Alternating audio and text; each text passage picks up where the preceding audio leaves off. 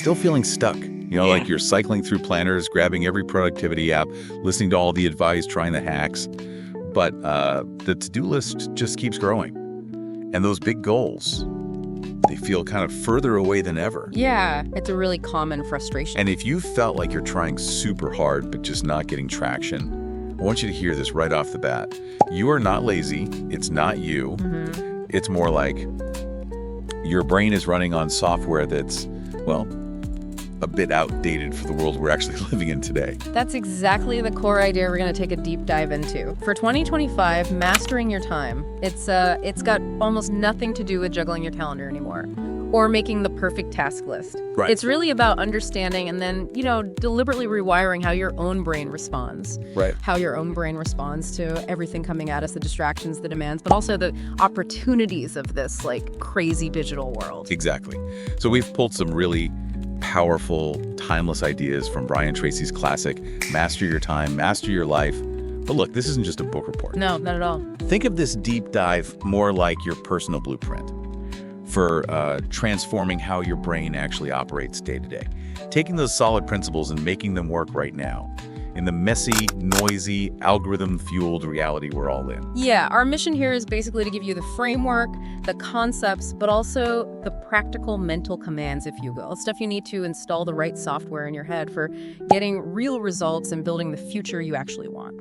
Okay, so what specific upgrades are we installing today? What are folks going to walk away with? All right, first, we're going to unlock how to activate your brain's CEO mode. Think of it as the antidote to constant digital distraction. CEO mode. I like that. Okay. Then we'll show you how to break that really frustrating, often unconscious addiction to low-value tasks. The busy work that keeps you feeling like you're drowning. Oh, yeah. The busy trap. Definitely need that. We're also going to tackle analysis paralysis head-on, give you a clear way to make those big decisions, even when everything feels kind of uncertain. Crucial.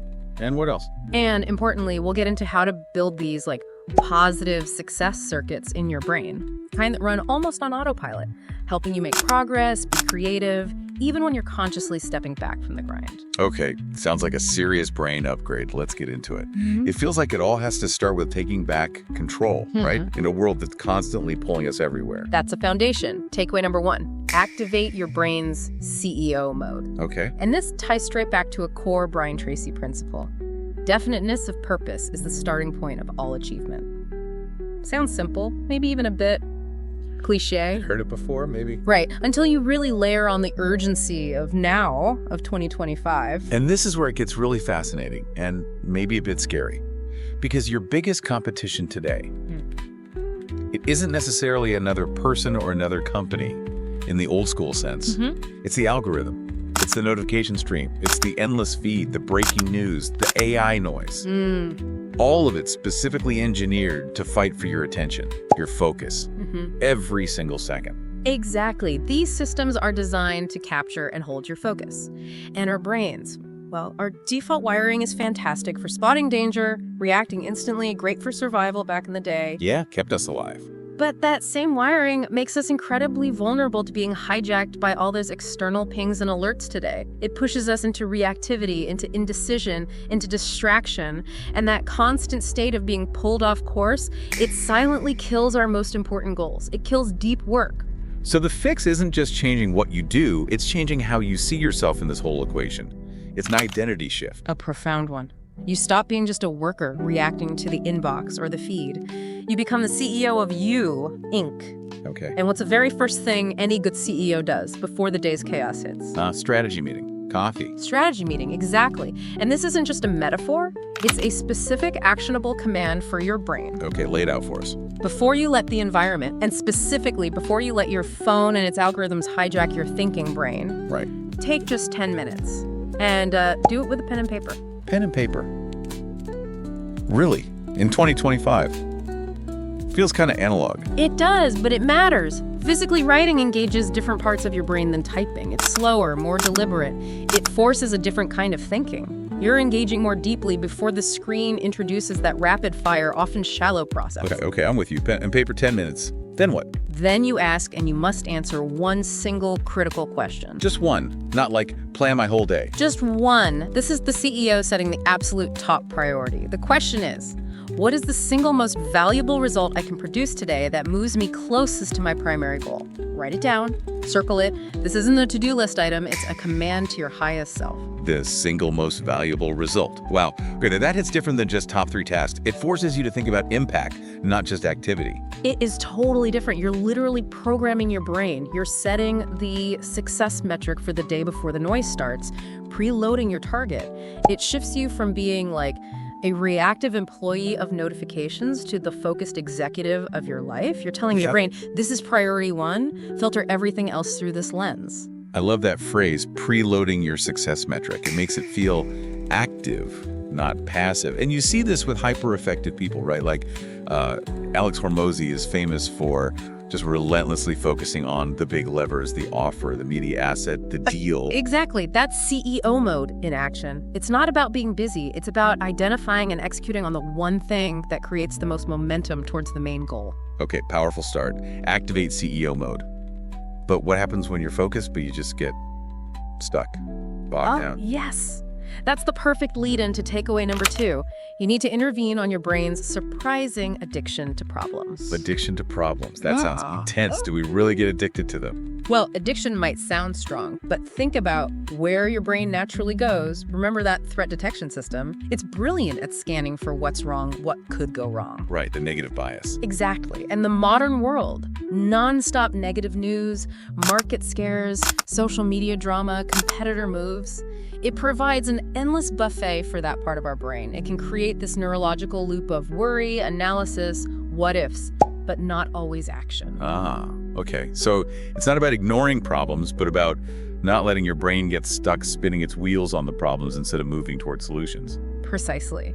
Brian Tracy nailed this years ago, and it's even more vital now. Successful people focus on goals and solutions. Failures dwell on problems. In today's world, getting stuck in that reactive loop, constantly firefighting small stuff, worrying endlessly, analyzing past mistakes over and over, it's a massive trap. All your mental energy goes to the problem, not to building the future you want. So another identity shift is needed here. Move from being just a problem solver, reacting to fires, to becoming a solution creator, someone who proactively designs the way forward, even when obstacles pop up.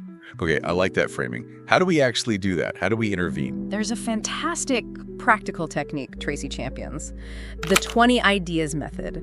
It's designed to basically force your brain out of that problem-dwelling rut and kickstart its solution-generating muscles. The 20 ideas method. Okay, walk me through it. How does it work? All right.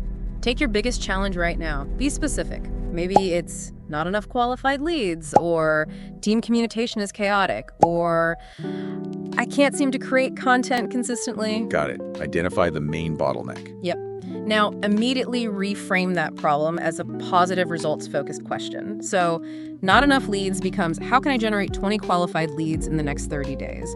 Chaotic communication becomes, how can we improve team clarity and cut errors by 50%? Content struggle becomes, how can I create 20 valuable content pieces next month? Okay, turn the negative into a positive, actionable question. Makes sense. Oh, exactly. Then comes the hard part. You force yourself literally, schedule 20-30 minutes, commit to it to write down 20 different answers to that question. Pen and paper again, ideally. Don't filter, don't judge if they're good ideas yet. Just get 20 down. 20 answers. That sounds hard. Especially if you feel stuck on the problem. What happens mentally? That's where the magic is. The first 5 or so, usually pretty easy, obvious stuff, things you've maybe thought of. Right. Then ideas 6 through maybe 15, that's the grind. Your brain wants to quit. It wants to go back to thinking about why the problem is so hard. The resistance phase. Totally. But you push through. You keep writing something. And then usually around idea 16, 17, something interesting happens. The crazy ideas start showing up. Exactly. The last few ideas might feel a bit wild, maybe impractical, even absurd at first. But because you forced your brain past the obvious and through the resistance, you've tapped into deeper creativity. And very often, the real breakthrough, the truly novel approach, it's hiding in those last few out-there ideas you wouldn't have found otherwise. So it's not just about finding one solution. The process itself trains your brain to become a relentless solution generator, not just a problem dweller. It builds that creative muscle. That's a really practical tool. Okay, so Get clear on purpose with CEO mode. Train the brain for solutions with the 20 ideas method. What's next? Where should we focus all this purpose and solution-finding energy? That leads perfectly to takeaway number 3. You absolutely must escape the 80% trap. The Pareto principle. The 80-20 rule. Heard of it. 20% of efforts yield 80% of results. Right. But the danger of ignoring this in 2025 has skyrocketed. It's not just about inefficiency anymore. So, what's changed? What's changed is AI and automation. They are getting incredibly good, incredibly fast at doing the 80% that low-value, repetitive, process-driven work that makes us feel busy but doesn't actually produce the lion's share of our results. Like what kind of tasks are we talking about? Answering routine emails, scheduling, summarizing standard reports, basic data entry, transcription, and, the necessary but not high-value stuff. Wow, okay. So if most of my time is spent on tasks that AI can or soon will do, that's not good. It's putting it mildly. You're essentially, and maybe inadvertently, training your replacement. That's the brutal reality of the 80% trap now. Oof.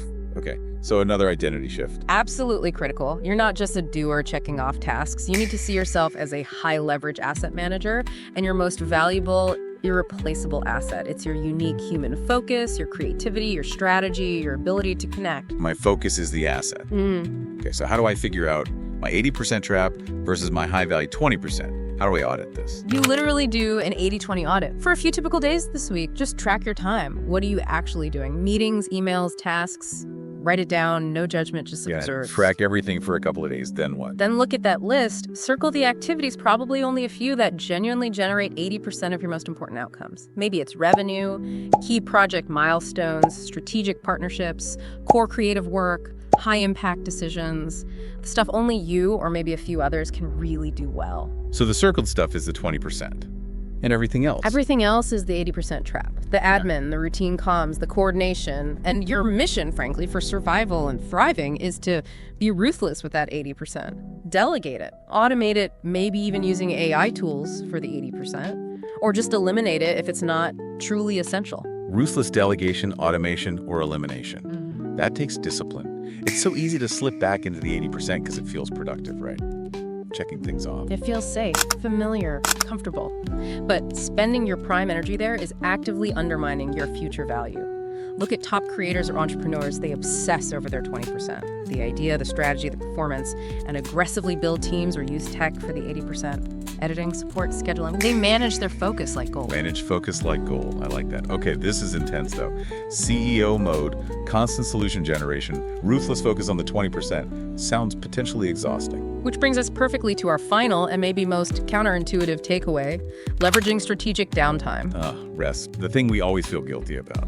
Exactly. And this is where so much hustle culture advice gets it dangerously wrong. Tracy's principle is simple, but revolutionary for many. Rest and relaxation time require doing nothing productive or important at all. Nothing productive. At all. Zero. The urgency here in 2025 isn't just about avoiding burnout, though that's obviously huge. It's realizing that treating rest as just the absence of work, or worse, a reward you only get after you're totally depleted. That's a broken model. Yeah, we definitely wear busy and burned out like badges of honor sometimes. It's kind of messed up. It is. We see rest as weakness, but think about it. You're not a machine. Identity shift time again. You are a biological organism, a knowledge athlete. Knowledge athlete. Okay. And what does any top athlete know? Performance isn't just about the training. It's equally, maybe more, about the recovery. That's where growth happens, where the body and brain consolidate gains. So how do we actually do strategic downtime in this always-on world? You stop waiting for it to happen. You stop hoping for a gap. You stop waiting until you crash. You have to schedule rest. Treat it like your most important meeting. Non-negotiable. Schedule. Doing nothing. Put relax in the calendar. Literally, block out at least one full evening a week. No work email, no quick check-ins, no thinking about work problems. And block out one full day on the weekend. Solid. An appointment with your future, more effective self. This isn't laziness, it's strategic cognitive maintenance. Why does that work? What's happening when we're off? It gives your focused brain, your prefrontal cortex, a break. It allows your diffuse mode of thinking to kick in. And that's where the magic happens. The shower thoughts, the ideas on a walk. Precisely. Your subconscious is brilliant at connecting dots, but it needs space. It works best when your conscious mind isn't trying to brute force a solution. Strategic downtime walks, hobbies, true disengagement. That's your cognitive superpower. That's where breakthroughs often come from, not from staring harder at the screen. Wow, okay. So pulling this all together, this deep dive hasn't really been about finding a better calendar app, has it? Not at all. It's about a fundamental shift. Stop trying to manage external time. Start managing your internal operating system, your brain. Realizing you're not broken or lazy, just running software built for a different time, a time that rewarded reactivity and sheer busyness. Exactly. And the people who are truly going to win, thrive, create amazing things in 2025 and beyond, they're the ones who get this, who deliberately, maybe even ruthlessly, uninstall that outdated programming and install the OS built for now. So quick recap. Activate that inner CEO daily with clear purpose. Break the problem addiction. Become a solution creator with things like the 20 ideas method. Escape the 80% trap by managing your focus like your most valuable asset. Delegate, automate, eliminate. And leverage strategic rest. Not as a reward, but as essential fuel. A performance weapon. Stop letting the world program you. Start programming your own mind. Build a brain that actively works for your future instead of just reacting to the present chaos. So as you're listening to this, thinking about these ideas, what's the one thing that jumps out? The one mental loop, that piece of outdated brain software? Maybe it's grabbing the phone first thing. Maybe it's dwelling on that setback. Maybe it's feeling guilty for taking a break. What's the one thing you'll commit to starting to reprogram this week? Yeah, identify that one thing right now. Just name it for yourself and make a conscious decision to start working on that specific piece of code. That feels like the most powerful first step anyone can take right now to truly master their time and master their life in this modern age.